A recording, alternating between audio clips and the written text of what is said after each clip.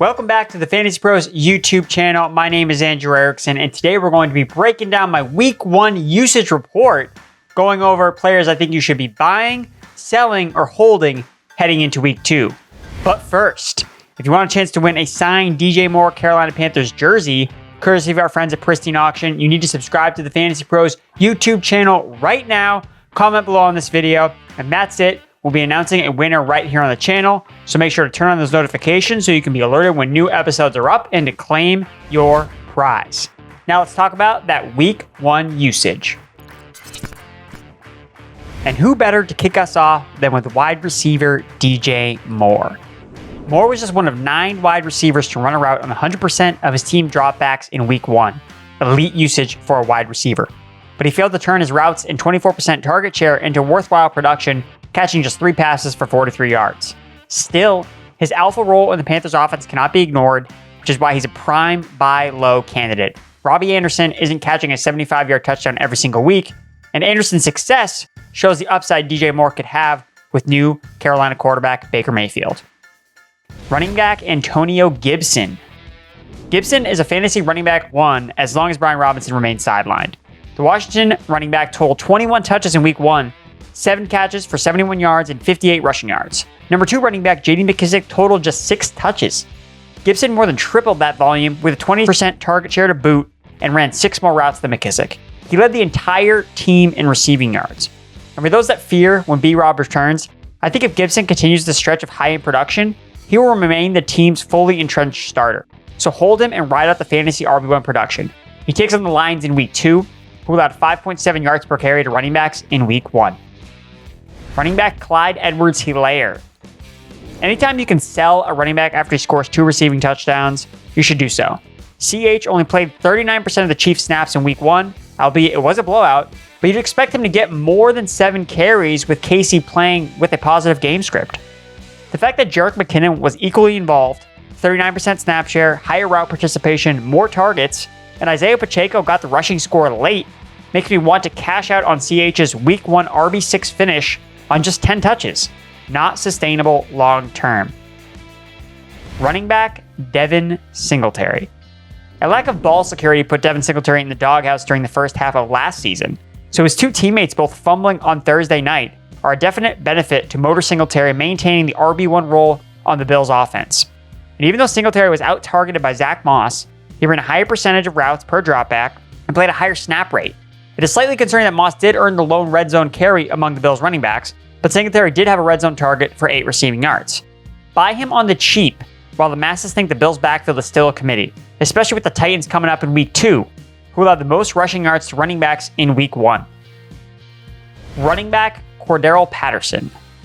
Cordarrelle Patterson made the most of an early exit by Damian Williams in Week 1, touting the rock 22 times for 120 rushing yards against an elite Saints run defense on a 65% snap share. CPAT totaled 25 touches, easily the most in his polarizing career. Considering how late you were able to draft him, I'd sell high knowing I'd get a much less volatile asset in return. Not to mention, next week's matchup versus a stout Rams defense might pose serious issues for Patterson and bring his fantasy value back down to earth. And it's interesting to see how Patterson nearly split route participation with Avery Williams, 51% versus 46%, who was the only other healthy running back active on Sunday for the Atlanta Falcons. Could easily see Damian Williams in that role when healthy in Week 2, which would eat into Patterson's role as a receiver out of the backfield. Running back Travis Etienne Jr. Is it time to fully panic on Travis Etienne? After he dropped a walk-in touchdown, was outcarried 11-4 to James Robinson, who was coming off a torn Achilles injury, while splitting snaps with James Robinson as well? 50-50? No. Etienne drew more targets, 4 versus 2, and had a higher route participation and saw 5 red zone touches to Robinson's 3 in Week 1 for the Jaguars. As long as Etienne can start converting on some high-value touches, he will be a fantasy producer. Don't sell, hold Travis Etienne. Tight end Kyle Pitts. Kyle Pitts tied Drake London for the team lead with a 22% target share in Week 1, but went on to just catch 2 balls for 19 yards. Woof. But I view this as the perfect opportunity to buy low on the uber-talented Pitts. He actually commanded targets at a higher rate than London in Week 1, 25% versus 22%, led the Falcons in air yards, and saw 2 deep targets but he was unable to catch either of them.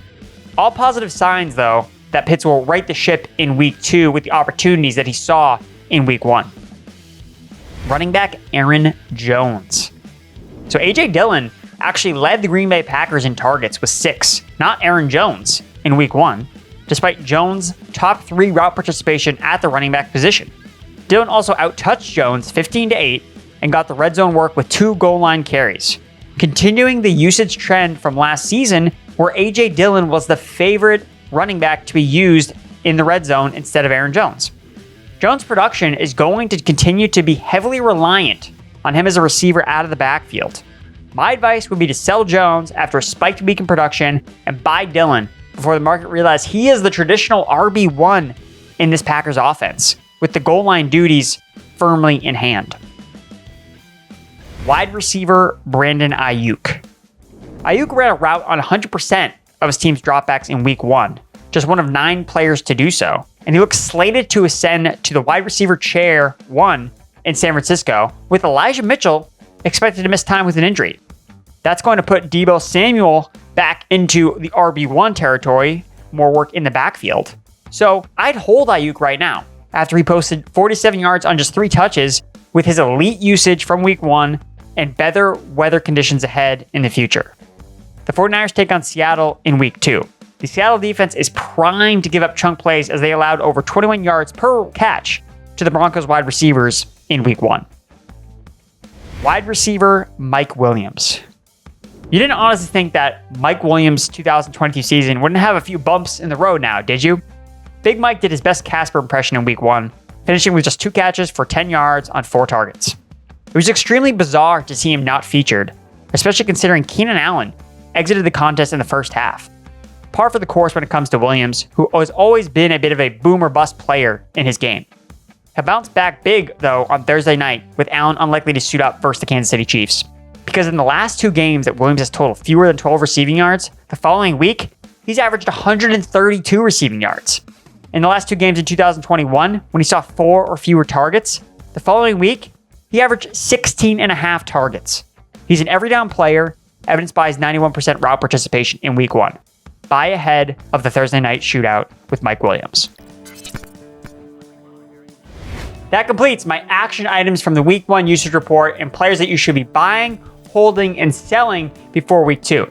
If you enjoyed this video, be sure to give it a like, subscribe, and share with all your friends. And before you go, if you want a chance to win a signed DJ Moore Carolina Panthers jersey, courtesy of our friends at pristineauction.com, you need to subscribe to the Fantasy Pros YouTube channel right now, comment below on this video, and that's it. We'll be announcing a winner right here on the channel. So make sure to turn on those notifications so you can be alerted when new episodes are up and to claim your prize. Thanks for tuning in to the Fantasy Pros YouTube channel. Don't forget to check out our featured videos. And while you're at it, make sure to follow us on Instagram, Facebook, and Twitter at Fantasy Pros, so you can get the latest news and updates to give you the edge you need in your fantasy league.